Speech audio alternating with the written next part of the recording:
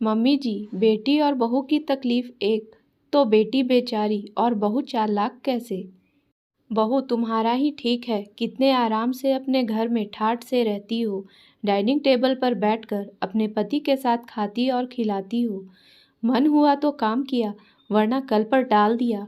और एक मेरी बेटी रेखा है, जिसे एक पल भी फुर्सत नहीं मिलती। हाँ भाई, नौकरी करने वाली औरतों को कहाँ आराम मिलता है। बेचारी दिन रात खटती है। सुगंधा जी अपनी बहू नेहा को कहती है।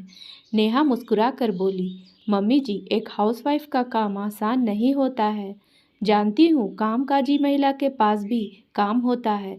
अगर आप भूल गई हैं तो मैं आपको याद दिला दूँ, मैं भी पहले नौकरी करती थी। आपके पोते के जन्म के बाद किसी का सहयोग नहीं मिला और मैंने अपने काम से समझौता कर लिया। अगर आपने उस वक्त मेरा साथ दिया होता, शायद आप मेरी भी तारीफ करती, मेरे लिए भी परेशान होती। अब क्या किया जाए? सुगंधा जी ने तुरंत बात को बदला और बोली, परेशानी तो होती है, उस बेचारी को कभी फुर्सत नहीं मिलती। खैर छोड़ो, इस बार गर्मी की छुट्टी होगी तो उसे कुछ रोज के लिए यहाँ बुला लूँगी, थोड़ा आराम मिल जाएगा। इतना कहते हुए सुगंधा जी ने तुरंत बात को बदला और बोली, परेशानी तो होती है, उस बेचारी को कभी फुर्सत नहीं मिलती। खैर छोड़ो, इस बार गर्मी की छुट्टी होगी तो उसे कुछ रोज के लिए यहाँ बुला लूँगी, थोड़ा आराम मिल जाएगा। इतना कहते हुए सुगंधा जी वहाँ से चली गई। उनके जाते ही नेहा की काम वाली सलोनी बोली, भाभी जी, दीदी जी कभी भी माँ जी को याद नहीं करती, फिर भी दिन रात माँ जी उनका ही नाम जपती हैं, और आप दिन रात घर में सबका ख्याल रखती हैं, फिर भी माँ जी आपके लिए क्यों नहीं सोचती हैं? आखिर बेटी और बहू में यह भेदभाव कब तक चलता रहेगा? नेहा हंसकर बोली, सलोनी, यह तो जमाने से चला आ रहा है। बेटी बेचारी होती है और बहू चालाक होती है, पर अब कुछ लोगों की मानसिकता बदल रही है। यह भेदभाव अब बहुत घरों में कम हो गया है। रेखा का ससुराल और मायके दोनों एक ही शहर में था, तो आना जाना लगा रहता था। रेखा के पति ने रविवार की शाम अपने बॉस को परिवार के साथ खाने पर बुलाया। अब रेखा ठहरी आराम करने वाली। पति ने घर के खाने की बहुत तारीफ कर दी थी। ऑफिस में अब बेचारी रेखा क्या करे? नौकर चाकर तो खाना भी वैसे ही बनाएंगे। जब उसे कुछ नहीं सूझा तो उसने अपनी माँ को फ़ोन किया और अपनी परेशानी बताई। सुगंधा जी बोली, दामाद जी को सोचना चाहिए, तुम भी कामकाजी महिला हो। आखिर एक रविवार की छुट्टी मिलती है, उस दिन भी उन्होंने अपने बॉस को बुला लिया। अब तुम इतना कुछ बनाओगी, आखिर कैसे? रेखा बोली, इसलिए तो आपको फ़ोन की हूँ, उल्टा आप मुझे पूछ रही है। जल्दी से जल्दी कोई उपाय बताइए। सुगंधा जी बोली, जरा तुम ऐसा करो, नौकरों से चावल और रोटी बनवा लेना, बाकी की सब्जी और दूसरी चीज़ मैं बहू से बनवा कर भिजवा दूंगी। आखिर तुम्हारी भाभी है ना, तो तुम्हारे लिए इतना तो कर ही सकती है। रेखा खुश हो गई और अब उसे मेहनत नहीं करनी पड़ेगी। नेहा अपने बेटे को स्कूल से लेकर आई थी, आकर फिर उसे खिलाकर सुला रही थी। सुगंधा जी बोली, बबलू को लाते लाते तुम थक जाती हो, चलो अच्छा है, कल शनिवार और फिर रविवार, आराम ही आराम है। नेहा को यह बातें सुन शंका हुआ, इतने प्यार से बहू की परेशानी देख ले, ऐसी तो वह है नहीं। उसने हंसकर कहा, हाँ मम्मी जी, शनिवार रविवार है, पर आराम कहाँ है? सारे कपड़े धोने हैं, घर की डस्टिंग करनी है, बहुत सारे काम हैं। इतना कहकर नेहा दूसरे कमरे में लग गई। अगले दिन शनिवार था। सुगंधा जी छटपटा रही थी कि अपनी बेटी की परेशानी का हल कैसे निकाले। नेहा सबको नाश्ता करवा कर बस पीठ सीधी ही की थी कि सुगंधा जी बोली, बहू, इस हफ्ते साफ सफाई का काम रहने दो, तुम बहुत थक गई हो, अगले हफ्ते कर लेना। नेहा बोली, नहीं मम्मी जी, कल पर अगर टाल दूंगी तो अगले हफ्ते तक घर और गंदा हो जाएगा।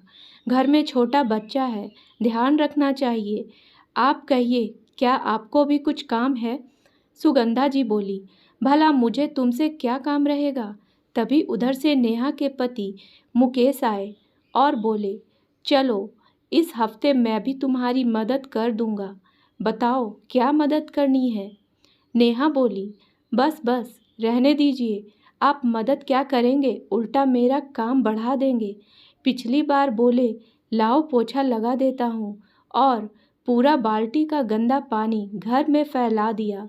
ना बाबा ना, मुझे ऐसी मदद नहीं चाहिए। दोपहर होते होते सुगंधा जी खाने के टेबल पर नेहा से बोली, बहू कल रविवार है तो तुम नाश्ता मत बनाना। नुक्कड़ की दुकान पर कचौरी और सब्जी बहुत अच्छी मिलती है, वह हम खा लेंगे। और दोपहर में क्यों ना मुकेश और मैं बबलू को संभाल लेंगे और तुम रेखा के घर चली जाओ। मुकेश हैरानी से देखा और बोला, माँ, नेहा दीदी के घर क्यों जाएगी और बच्चे को संभालना इतना आसान नहीं है। आप बस स्टॉप से तो उसे ला नहीं पाती हैं, फिर घर में कैसे संभालेंगी।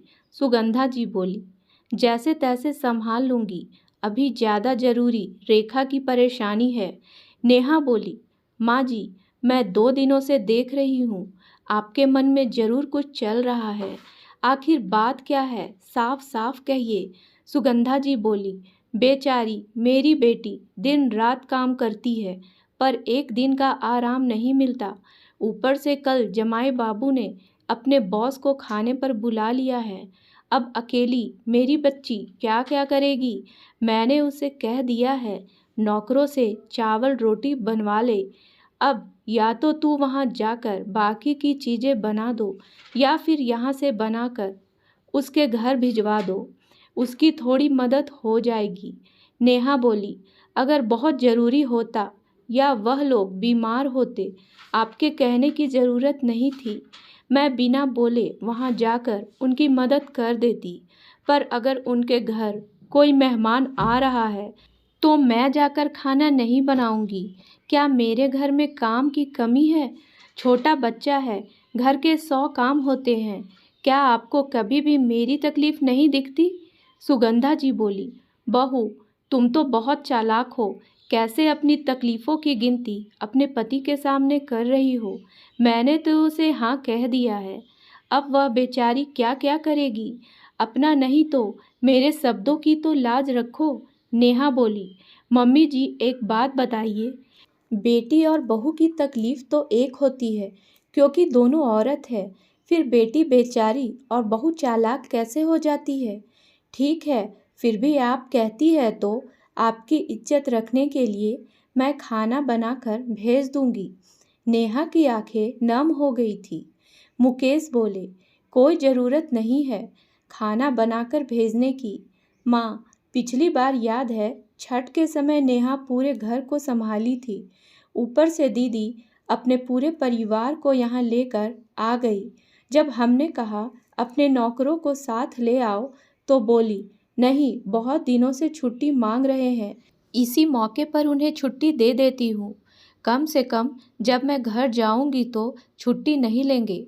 उस वक्त उन्हें आपकी और नेहा की तकलीफ़ नहीं दिखी तो अब मेरी पत्नी क्यों किसी के तकलीफ़ में शामिल होगी। सुगंधा जी बोली, तुम्हें अपनी पत्नी की तकलीफ़ दिख रही, बहन की नहीं। मुकेश बोला, नेहा जाओ अपना काम करो, कोई किसी के लिए खाना नहीं बनाएगा। और इतनी तकलीफ़ है तो जीजा जी अपने बॉस को बोल दे कि उनकी पत्नी नौकरी करती है जिसे खाना बनाना नहीं आता। इतना कहकर मुकेश गुस्से से वहाँ से चले गए। नेहा सुगंधा जी से बोली, मम्मी जी मैंने तो हाँ कर दी, पर अब यह मना कर रहे हैं तो मैं कैसे करूँ। सुगंधा जी बोली, बहू यह चालाकी अपने पति के सामने करना। जानबूझकर तुमने उसके सामने यह ड्रामा किया ताकि वह मना कर दे। अब अच्छी बहू बनने का ढोंग कर रही हो। सुगंधा जी गुस्से में उस कमरे से चली गई। रात में सुगंधा जी ने खाना अपने कमरे में मंगवाया। नेहा मुकेश से बोली, सुनिए, इस बार मम्मी जी की बात रखने के लिए मान जाइए। अगली बार से आपकी बात कभी नहीं टालूंगी। सोचिए, नंदोई जी की इज्जत का सवाल है। नेहा ने बहुत समझाया, तब जाके मुकेश मान गए। अगले दिन नेहा 3-4 तरह की सब्जी, दाल, कोफ्ते सब बनाकर मुकेश से अपनी ननद के घर भिजवाई। मुकेश ने अपने बहनोई से कहा, जीजा जी, बॉस को जब खाना खिलाओगे तो यह बात ज़रूर बताना कि यह खाना आपकी नौकरी वाली पत्नी ने नहीं बल्कि मेरी हाउसवाइफ पत्नी ने बनाया है। अगले दिन नेहा के नंदोई का फ़ोन आया। उन्होंने नेहा को बहुत बहुत धन्यवाद कहा और अपनी सास को 4 बातें सुनाई। मम्मी जी, काश कि आपने अपनी बेटी को भी कुछ सिखाया होता तो आज मुझे अपनी इज्जत रखने के लिए अपने ससुराल का मुंह नहीं देखना पड़ता। जैसे घर परिवार के लिए बहू की नौकरी छुड़वाई। काश की बेटी को भी समझाया होता। कितनी औरतें होती है जो नौकरी बच्चे संभालते हुए भी घर को संभालती है। आप अपनी बेटी से पूछिएगा कि आखिर वह क्या संभालती है। सुगंधा जी को दामाद की बात अंदर तक लगी। करीब 1 हफ्ते तक घर में खामोशी छाई रही। रेखा ने फ़ोन किया, गर्मी का दिन आ रहा है, थोड़े से आम के अचार ही बना लो या भाभी से बनवा लो, बैठी ही तो रहती है। सुगंधा जी बोली, अगर वह बैठी रहती है तो तुम कौन सा तीर मार लेती हो। अगर अचार खाना है तो अचार बनाना सीख लो। और जो तुम नौकरी कर रही हो, मेरी बहू नौकरी करके छोड़ चुकी है। कम से कम अपने घर परिवार को तो संभालती है, कभी भी दूसरे से मदद नहीं मांगती है। बेचारी मेरी खुशी के लिए हमेशा तुम्हारी मांगें पूरी करती है, पर तुम हो कि अपना काम निकाल लेती हो। अब मुझसे यह सब ना होगा।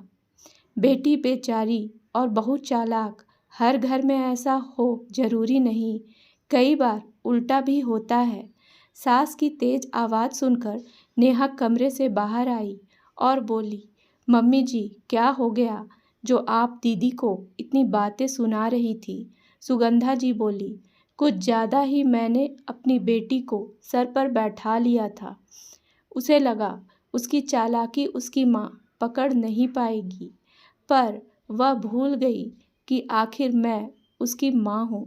सही कहता है मुकेश, हर बार बहू चालाक और बेटी बेचारी नहीं होती, कई बार उल्टा भी होता है। नेहा सुगंधा जी की बात सुनकर उनको गले से लगा ली और बोली, मम्मी जी, पुराने गिले शिकवे भूलकर नई शुरुआत करते हैं।